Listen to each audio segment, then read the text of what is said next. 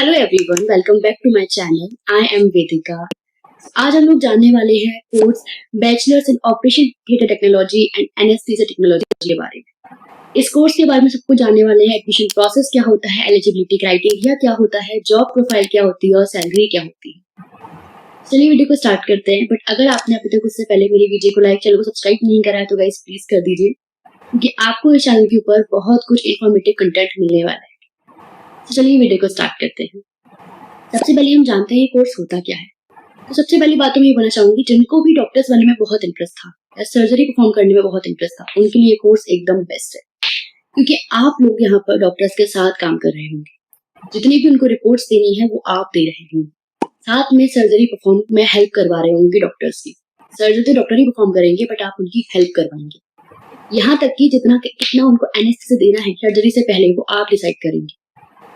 आप लोग basically surgery में हेल्प करवा रहे होंगे, आप साथ में डॉक्टर्स के काम करवा रहे होंगे। तो ये कोर्स उनके लिए बहुत बेस्ट है जिनको सर्जरी में बहुत इंटरेस्ट रहा है। अब बात करते हैं ये कोर्स कर कौन सकते हैं, यानी इसका एलिजिबिलिटी क्राइटेरिया क्या होता है। सो बेसिकली आपके पास 12th के अंदर फिजिक्स, केमिस्ट्री, बायो होनी चाहिए। जी हाँ, आपके पास 12th में फिजिक्स, केमिस्ट्री, बायो यानी पीसीबी स्ट्रीम आपके पास होनी चाहिए। पीसीएम वाले इस कोर्स को नहीं कर सकते हैं, खाली पीसीबी स्टूडेंट्स इस कोर्स को कर सकते हैं।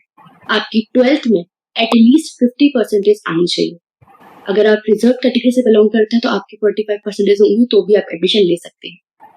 आपकी एटलीस्ट एज 17 ईयर्स होनी चाहिए टिल दिसंबर 2026, यानी आप 2009 बॉर्न होने चाहिए। फिर हम बात करते हैं एडमिशन प्रोसेस के बारे में। एडमिशन ले कैसे सकते हैं।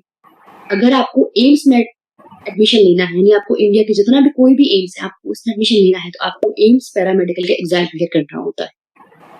और आप यहाँ तक कि आप CUET से भी एडमिशन ले सकते हैं, या अगर आप यूपी के स्टूडेंट हैं तो आप लोग यूपी CPET का एग्जाम से भी एडमिशन ले सकते हैं। गवर्नमेंट हॉस्पिटल को एग्जाम्स को क्लियर करने से ही आपको एडमिशन मिल जाएगा, लेकिन प्राइवेट यूनिवर्सिटीज में आपको डायरेक्ट एडमिशन भी मिल सकता है। कुछ प्राइवेट यूनिवर्सिटी डायरेक्ट एडमिशन भी देती है, कुछ प्राइवेट यूनिवर्सिटी नीट के स्कोर के बेसिस पर एडमिशन ले रही होती है। जी हाँ, नीट भी यहाँ पे कहीं कहीं कॉलेजेस के अंदर, कहीं कहीं प्राइवेट यूनिवर्सिटीज के अंदर मैटर करता है, उनके मार्क्स मैटर करते हैं। ठीक है, तो ये हमारे पास हो गया पूरा इसका एडमिशन प्रोसेस के बारे में। फिर हम बात करते हैं जॉब प्रोफाइल के बारे में। वैसे हम बात कर चुके हैं, बट थोड़ा सा और जान लेते हैं। जॉब आपको आपको इसमें बस एक ड्रॉबैक है, जैसे हम लोग बात करते हैं बैचलर्स इन रेडियोलॉजी वाले कोर्स में, BSc इन रेडियोलॉजी कोर्स में, तो वहां पर आप अपना खुद का सेंटर ओपन कर सकते हैं, लेकिन यहाँ पर आप खुद का कुछ भी नहीं कर सकते।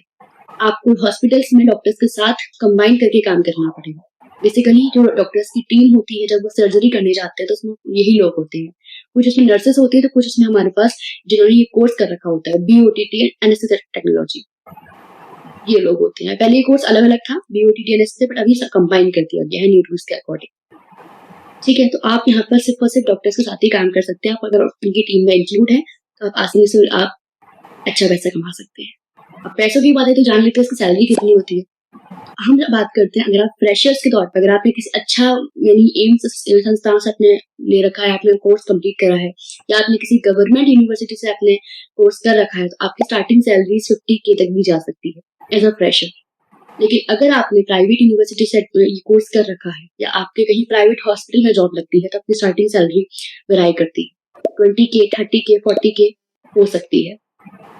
अगर हम बात करें, अगर आपको एक्सपीरियंस हो जाता है, आप आगे मास्टर्स की डिग्री भी यहाँ पर इसमें हासिल कर लेते हैं। आपकी सैलरी गवर्नमेंट हॉस्पिटल्स के अंदर तो आपकी सैलरी अच्छी खासी 80K से 90K तक जा सकती है। और अगर हम बात करें प्राइवेट हॉस्पिटल्स के अंदर, अगेन आपकी सैलरी 60K से 70K तक आपकी सैलरी वेराई करती है।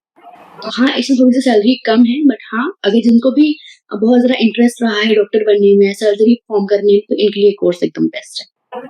ठीक है, अगर आपको कुछ भी और इससे बारे में जानकारी चाहिए तो आप प्लीज कमेंट कर दीजिए, आपकी पूरी हेल्प करने के लिए रेडी।